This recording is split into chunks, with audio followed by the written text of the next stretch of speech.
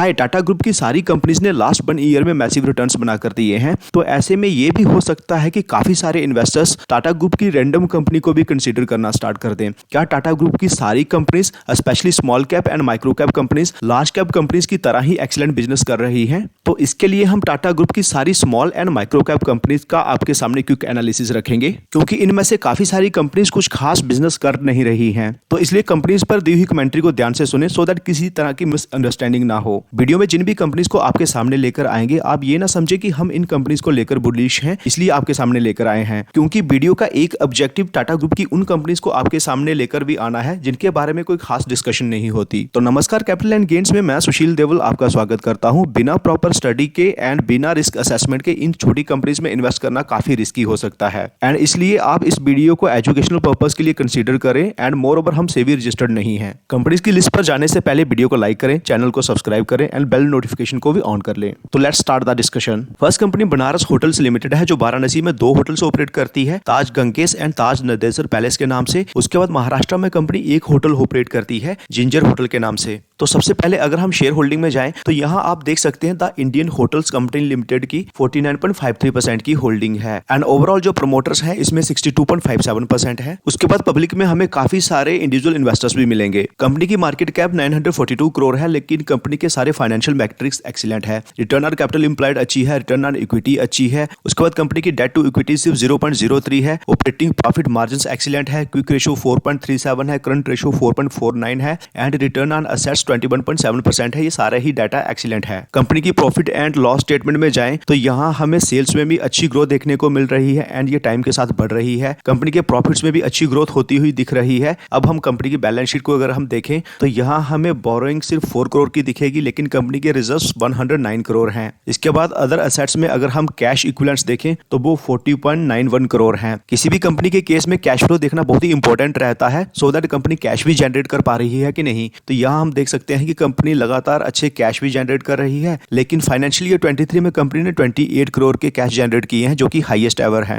And इसका reason industry में Tailwind भी है, क्योंकि कोविड के बाद होटल इंडस्ट्री लगातार रिकवरी फेज में है। अब हम कंपनी की ग्रोथ आउटलुक से जुड़ा कुछ डाटा निकालने की कोशिश करते हैं। तो यहाँ पर हम देख सकते हैं कि कंपनी का जो होटल ताज गंगेस है, यहाँ पर 100 रूम का एक टावर ऐड करने पर प्लान किया जा रहा है, जिससे टोटल इन्वेंटरी 230 रूम्स की हो जाएगी। इससे ज्यादा हमें कंपनी की फ्यूचर आउटलुक से जुड़ा डाटा मिला नहीं है। तो ये होगी टाटा ग्रुप की first micro cap company. In company manufacturing and supply करती है for sheet metal components, welded assemblies, skin panels, fuel tanks, air twist beam, oil sums and suspension. Company का नाम ऑटोमोटिव स्टैंपिंग्स एंड असेंबलीज लिमिटेड है, जो family Tata Motors and इसके साथ Tata हिटेची, fiat, JCB and Piaggio के लिए अपने प्रोडक्ट्स बनाती है। कंपनी की मार्केट कैप 663 करोड़ की है, मींस कंपनी एक माइक्रो कैप है, लेकिन कंपनी का जो बाकी फाइनेंशियल मैट्रिक्स है वो बहुत ज्यादा खास नहीं है। एंड उसका रीजन ये है कि कंपनी लास्ट के 2 फाइनेंशियल ईयर में ही प्रॉफिटेबल हुई है। फाइनेंशियल ईयर 22 में भी कंपनी के जो नेट प्रॉफिट्स इतने ज्यादा बढ़कर आए हैं, उसका रीजन ये है कि कंपनी ने छकान प्लांट में अपनी लैंड को सेल किया था 101 करोड़ में। बैलेंस शीट में अगर हम देखें तो कंपनी की बोरिंग डाउन ट्रेंड में है, लेकिन जो बोरिंग थोड़ी बड़ी भी है।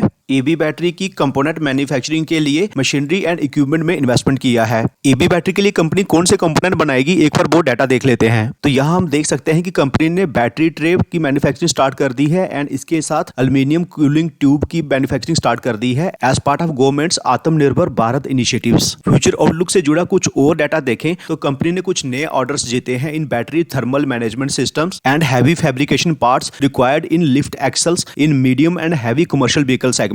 उसके बाद कंपनी जमशेदपुर एंड सनाद में नई मैन्युफैक्चरिंग फैसिलिटी सेटअप करने पर भी प्लान कर रही है, सो दैट कस्टमर्स की नीड को कैटर किया जा सके। तो कैश फ्लो स्टेटमेंट में देखें तो फाइनेंशियल ईयर 23 में कंपनी ने 25 करोड़ के कैश जनरेट किए हैं। उसके बाद अगर हम शेयर होल्डिंग पैटर्न में जाएं तो यहाँ हम देख सकते हैं कि जो 75% की होल्डिंग है वो Tata auto component systems limited की है। इस कंपनी को टाटा मोटर्स की ग्रोथ का कुछ बेनिफिट मिल सकता है, इसलिए आप इसे फर्दर भी स्टडी कर सकते हैं। Second company engineering and construction company है, जो buffer vessels, desalination columns, fabricated structures, pressure vessels and heat exchangers बनाती है। एंड जिन इंडस्ट्रीज को कंपनी कैटर करती है उसमें oil, gas and hydrocarbon, chemical, metal and minerals, fertiliser, marine platforms, long span structures, power and automated warehouse आते हैं। Company का नाम आर्ट्सन इंजीनियरिंग लिमिटेड है। कंपनी एक माइक्रो कैप है, लेकिन कंपनी के जो बाकी फाइनेंशियल मैट्रिक्स है ये कोई खास नहीं है। प्रॉफिट एंड लॉस स्टेटमेंट में देखें तो कंपनी बुक्स पर कोई भी नेट प्रॉफिट शो नहीं कर रही है, लेकिन उसके बावजूद भी कंपनी का जो स्टॉक प्राइस है वो हाईएस्ट एवर पर ट्रेड हो रहा है। के जो रीजन है वो इन्वेस्टर्स का ऑप्टिमिज्म ही हो सकता है। एंड ये ऑप्टिमिज्म क्यों है उसके रीजंस हम यहाँ देख लेते हैं। पहला जो ऑप्टिमिज्म है वो ग्रीन हाइड्रोजन के फील्ड से जुड़ा हो सकता है, क्योंकि इंडिया को by 2070 net zero carbon emission के टारगेट को अचीव करना है। तो यहाँ आप देख सकते हैं मैनेजमेंट बताती है कि कंपनी के पास डिकेड्स का ट्रैक रिकॉर्ड है in construction of cryogenic tanks, double walled tanks, process equipment and ये सारे प्रोसेस ग्रीन एनर्जी सेक्टर से जुड़े हुए हैं। कंपनी अपने आप को उन चुनिंदा प्लेयर्स में से बताती है जिनके पास इंडिया की सारी इंफ्रास्ट्रक्चर आंसर्स हैं in the field of green hydrogen except the electrolyser technology. यहाँ कंपनी लार्ज प्लेयर्स के साथ मिलकर इस प्रॉब्लम को सॉर्ट आउट करने की कोशिश कर रही है। स्टॉक प्राइस के अपरन के पीछे जो सेकंड ऑप्टिमिज्म है वो शिप बिल्डिंग इंडस्ट्री से जुड़ा हो सकता है, क्योंकि इंडियन नेवी अपने फ्लीट को मॉडर्नाइज कर रही है एंड बड़ा कर रही है। एंड इसके लिए फाइनेंशियल ईयर 24-25 के लिए 35 स्कीम्स को एक्सेप्टेंस ऑफ नेसेसिटी मिल चुका है एंड इसकी टोटल वैल्यू 1,20,800 करोड़ है। टोटल 35 स्कीम्स में से जो 32 स्कीम्स हैं ये इंडियन वेंडर्स के थ्रू एग्जीक्यूट होनी है, जिनकी वैल्यू 1,16,380 करोड़ है। सिर्फ 3 स्कीम्स ही फॉरेन वेंडर्स के थ्रू एग्जीक्यूट होनी है। हो सकता है कि इन्वेस्टर्स में ये सेंटिमेंट हो कि टाटा ग्रुप की कंपनी है, इसलिए गवर्नमेंट से टेंडर जीत ही लेंगे, इस एक्सपेक्टेशन के साथ वो इन्वेस्ट कर रहे हो। वैसे आपको क्या रीजन लगता है आप कमेंट सेक्शन में जरूर बताएं। बैलेंस शीट भी कंपनी की खास नहीं है, क्योंकि कंपनी के पास कोई रिजर्व नहीं है एंड इसके साथ कंपनी पर 62 करोड़ की बोरिंग है। कैश फ्लो स्टेटमेंट में देखें तो कंपनी ने फाइनेंशियल ईयर 21 में एंड फाइनेंशियल ईयर 22 में कुछ कैश जनरेट की है, लेकिन ये कैश एक्सेप्शनल इनकम के कारण या कुछ इन्वेस्टमेंट्स के कारण हो सकती है। शेयर होल्डिंग पैटर्न में अगर हम प्रमोटर्स में जाएं तो हम टाटा प्रोजेक्ट्स लिमिटेड की 75% की होल्डिंग्स को देख सकते हैं। तो ये है कुछ इन्फॉर्मेशन आर्ट्सन इंजीनियरिंग लिमिटेड के बारे में। Next company satellite based connectivity provider है। कंपनी उन एरियाज एंड इंडस्ट्रीज को कैटर करती है यहाँ पर वायर के थ्रू नेटवर्क पहुंचाना काफी मुश्किल होता है एंड ऐसी इंडस्ट्रीज जिन्हें अनइंटरप्टेड नेटवर्क चाहिए हो। जिन एरियाज में कंपनी सर्व करती है उसमें आता है bank ATM, bank branches, renewable energy, enterprise, oil energy and gas and maritime and aeronautics. Company का नाम नेल्को लिमिटेड है। Satellite communication specially in the field of aviation and maritime industry आज भी नेसेंट स्टेज है इंडिया में। इसके साथ renewable energy में भी सेटकॉम का एप्लीकेशन काफी बढ़ रहा है, सो दैट ग्रिड्स को रिमोटली कंट्रोल किया जा सके एंड लेफ्ट ओवर पावर के बारे में फोरकास्ट लिया जा सके। इसलिए इस इंडस्ट्री में भी फ्यूचर में अच्छी ग्रोथ हो सकती है। कंपनी की मार्केट कैप 1,813 करोड़ है। मींस कंपनी एक स्मॉल कैप है, लेकिन कंपनी के फाइनेंशियल मैट्रिक्स ठीक ठाक है। यहाँ return on capital employed, return on equity ठीक ठाक है। इसके साथ कंपनी की पीईजी रेशो हायर साइड पर है। इतनी पीईजी रेशो इन्वेस्टर्स के फेवर में जनरली नहीं मानी जाती है। डेट टू इक्विटी ठीक ठाक है, 0.66 है, जो कि विद इन लिमिट्स माना जाता है। Quick ratio, current ratio and return on assets ये भी अच्छे हैं एंड ऑपरेटिंग प्रॉफिट मार्जिन्स भी अच्छे हैं। प्रॉफिट एंड लॉस स्टेटमेंट में जाएं तो कंपनी एक डिसेंट सी ग्रोथ कर रही है अपने सेल्स में एंड इसी के साथ कंपनी के नेट प्रॉफिट्स में भी एक डिसेंट सी ग्रोथ देखने को मिल रही है। कंपनी की बैलेंस शीट में जाएं तो कंपनी की बैलेंस शीट ठीक ठाक है, क्योंकि कंपनी के पास 88 करोड़ के रिजर्व्स हैं। बोरोइंग्स में कंपनी के पास 74 करोड़ की बोरिंग है एंड इसी के साथ जो कैश इक्विवेलेंट्स है ये 24 करोड़ के हैं। तो बैलेंस शीट अच्छी है कंपनी की।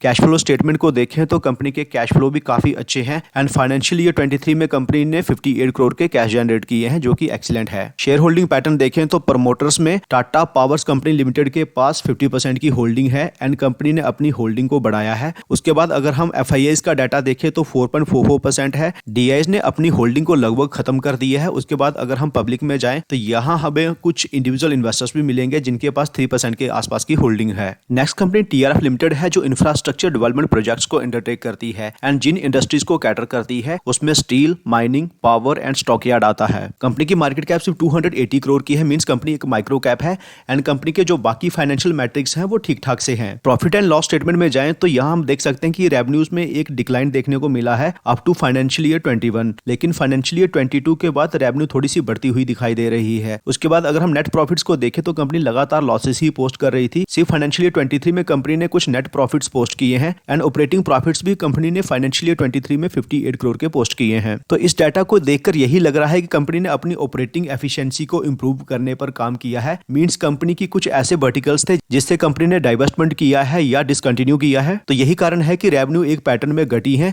लेकिन कंपनी प्रॉफिटेबल हुई है। तो बैलेंस शीट में भी अगर हम देखें तो कंपनी के पास इस फाइनेंशियल ईयर में 38 करोड़ के रिजर्व्स बने हैं। कंपनी की बोरोइंग 90 करोड़ है जो कि इसके हिसाब से थोड़ी सी ज्यादा है। उसके बाद अगर हम अदर असेट्स में देखें तो कैश इक्विवेलेंट्स कंपनी के पास 28 करोड़ के हैं। कैश फ्लो स्टेटमेंट में भी देखें तो इस फाइनेंशियल ईयर में कंपनी के पास 83 करोड़ के कैश आए हैं। उसके बाद अगर हम शेयर होल्डिंग पैटर्न में देखें तो प्रमोटर्स में हमें टाटा स्टील लिमिटेड की 34.11% की होल्डिंग दिखेगी। के बाद पब्लिक में हमें कुछ इंडिविजुअल इन्वेस्टर्स मिलेंगे जिनके पास अप्रोक्सीमेट 5% की होल्डिंग है। इस कंपनी में थोड़ा सा अलर्ट होने की जरूरत इसलिए है क्योंकि प्रॉफिट एंड लॉस स्टेटमेंट में जो रिस्ट्रक्चरिंग हमें देखने को मिली है उसके रीजंस नहीं मिले हैं एंड इसके साथ हमें फ्यूचर आउटलुक के बारे में डाटा भी नहीं मिला है। नेक्स्ट कंपनी टायो रोल्स लिमिटेड है जिसकी मार्केट कैप 116 करोड़ है। इन्वेस्टर्स में अगर आप जाएंगे तो ये आपको टाटा स्टील की सब्सिडरी देखने को मिलेगी। प्रॉफिट एंड लॉस स्टेटमेंट में आपको लास्ट के 4-5 सालों में कोई भी रेवेन्यू जनरेट होती हुई नहीं मिलेगी क्योंकि यहाँ न्यूज में हमने देखने को मिल रहा है कि टाटा स्टील ने अपनी इस आर्म को बंद कर दिया है,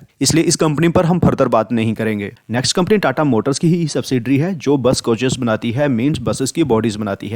कंपनी का नाम automobile corporation of Goa limited है। शेयर होल्डिंग पैटर्न में अगर हम देखें तो प्रमोटर्स में हमें टाटा मोटर्स लिमिटेड के पास 48.98% की होल्डिंग मिलेगी। इसके साथ एफआईएस एंड डीआईएस के पास कोई भी होल्डिंग नहीं है। लेकिन अगर हम पब्लिक में जाए तो हमें 15% की जो होल्डिंग है वो इंडिविजुअल इन्वेस्टर्स के पास मिलेगी। फ्यूचर ग्रोथ की बात करें तो ईवी इंडस्ट्री की अपॉर्चुनिटी को देखते हुए कंपनी इलेक्ट्रिक बसेस की बॉडी मैन्युफैक्चरिंग सेगमेंट में एंटर करने पर एफर्ट कर रही है। कंपनी की मार्केट कैप 888 करोड़ है एंड बाकी फाइनेंशियल मैट्रिक्स भी डिसेंट से हैं। Return on capital employ, return on equity अच्छी है, पीईजी रेशो हायर है, debt to equity comfortable zone में है। इसके साथ quick ratio, current ratio and return on assets भी ठीक ठाक हैं एंड ऑपरेटिंग प्रॉफिट मार्जिन 6.79% है। प्रॉफिट एंड लॉस स्टेटमेंट में देखें तो हमें सेल्स में एक मिनिमल सी ग्रोथ देखने को मिल रही है एंड एक मिनिमल सी ग्रोथ हमें नेट प्रॉफिट्स में देखने को मिल रही है। इनफैक्ट की नेट प्रॉफिट्स तो ऑलमोस्ट फ्लैट ही हैं। वही अगर हम बैलेंस शीट में जाएं तो कंपनी के पास रिजर्व्स अच्छे हैं जो कि 196 करोड़ के हैं, बोरिंग सिर्फ 44 करोड़ की है। इसके साथ अदर असेट्स में हम देख लेते हैं कैश इक्विवेलेंट्स 29 करोड़ के हैं।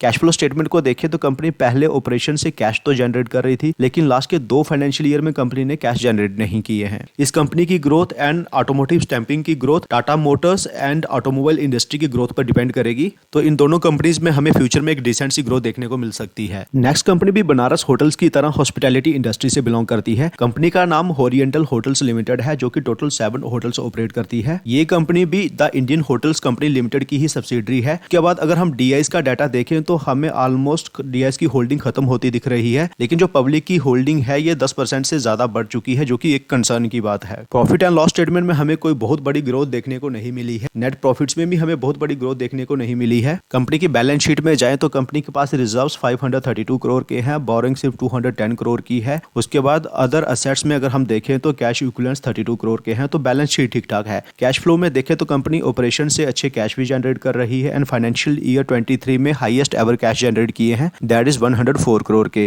हॉस्पिटैलिटी इंडस्ट्री काफी बार सिक्लिकल हो जाती है लेकिन अभी कोविड के बाद अच्छी रिकवरी में है एंड ऑलमोस्ट सारे होटल स्टॉक्स बड़ा अपरन भी दे चुके हैं, तो इसलिए हायर वैल्यूएशन पर इस इंडस्ट्री में हमें अलर्ट रहने की जरूरत है। Next company packaging solution provider है एंड कंपनी का नाम tin plate company of India limited है जो tin free and tin coated steel sheet based packaging solution provide करती है। डोमेस्टिक सप्लाई में कंपनी का कंट्रीब्यूशन फाइनेंशियल ईयर 23 में 85% रहा है जो कि उससे एक साल पहले 78% हुआ करता था। इस इंडस्ट्री में फ्यूचर में क्यों ग्रोथ हो सकती है उसका एक बड़ा रीजन पर कैपिटा कंजम्पशन है। यहां आप डेवलप कंट्रीज का पर कैपिटा कंजम्पशन 8 से 12 केजी देख सकते हैं। इवन कि चाइना का पर कैपिटा कंजम्पशन भी 4.75 केजी है, लेकिन इंडिया के केस में वो काफी कम है, दैट इज 0.43 पर कैपिटा। लेकिन इंडिया के केस में ये काफी कम है, that is 0.43 KG per capita. Company की मार्केट कैप 4362 करोड़ है। कंपनी के सारे फाइनेंशियल मैट्रिक्स ठीक ठाक हैं, एक्सेप्ट के कंपनी के जो ऑपरेटिंग प्रॉफिट मार्जिन्स हैं ये काफी कम है, दैट इज 3.68%।